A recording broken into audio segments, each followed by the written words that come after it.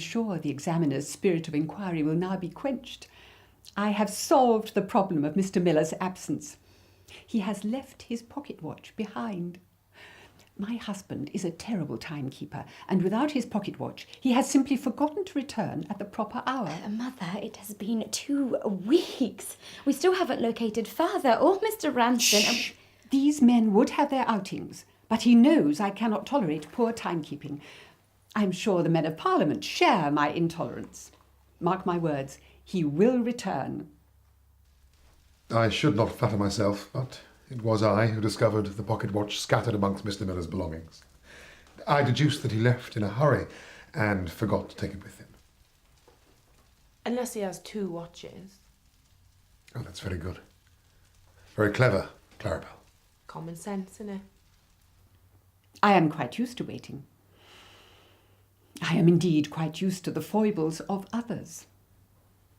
This very afternoon, for example, the Miss Simpkins are late again for tea. What do you think of that? Miss Rosamond has requested lemon gingerbread cake for the Miss Simpkins. I'm famed all over Wimpole Street for my teas. However, until I can retrieve my eggs, I shall have to make do with the eggless cake recipe. He aimed for skies and seas of blue, and found himself midst other hues, such as black and mauve. I'm not quite sure how to get that in. Gertrude has been summoned by her mother, and I have been given the afternoon off. I mean, I have free time. I do not like schedules as a rule. I suppose I take after Father in that respect. He doesn't like being hemmed in. I'm sure that's why he forgot his pocket watch. Now, grate the rind of 2 or 3 lemons and add the juice to a glass of brandy.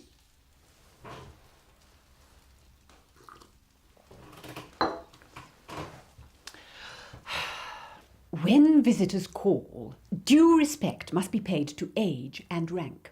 Therefore, in this case, the elder Miss Simpkins will be offered the place by the fire. The younger Miss Simpkins, being second class, will have to sit by the draughty window. No vote or see Lord Hasselbury. Was a very strange recipe. Lord, yes, rings a bell. I believe Lord Hasselbury is concerned with child education. Now, let me get this right. He either wants it or he doesn't.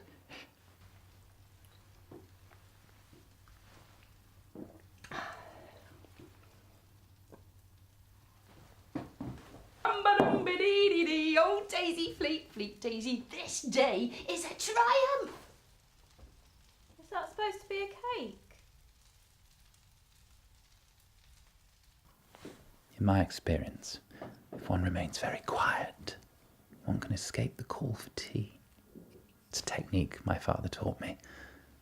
When I am lord of my own house, as it were, there shall be no tea. Perhaps a mid-afternoon serving of cheese. I don't know what I shall do. My reputation. Well, perhaps they won't tell the difference. If they're blind. Tastes fine to me. There's nothing for it. I must start again. Will you tell Nelson that if he wants to see his pipe and hard up again, he had better find 3 eggs for the cake? Will you tell Miss Dippy that I have taken her teapot hostage and shall not return it until she produces my tobacco? I will not be moved. You going to get the door then?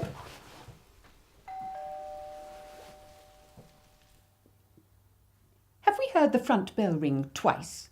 I believe so, Mother. I do despair. Now even the servants are late. There is a crisis of timekeeping in this house. This house does not tolerate any absence of decorum. Unless you count the absence of Father. Shh, Rosamond. I dare say if you continue to speak, you will never be married. Hold your tongue. I do hope you will not communicate such untypical exchanges to your readers. What will Mr. Miller say when he returns?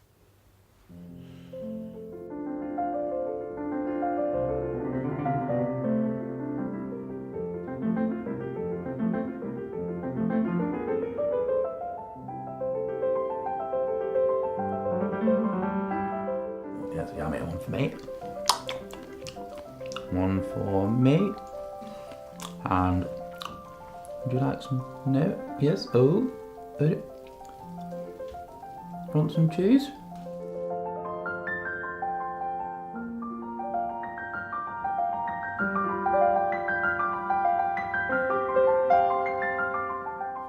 I thought I saw a starling.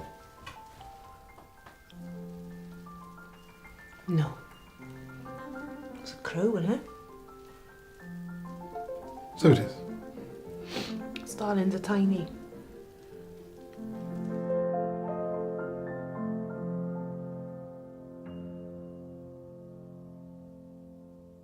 We did have another butler, much better, nicer, genuine person. Honest. Fired.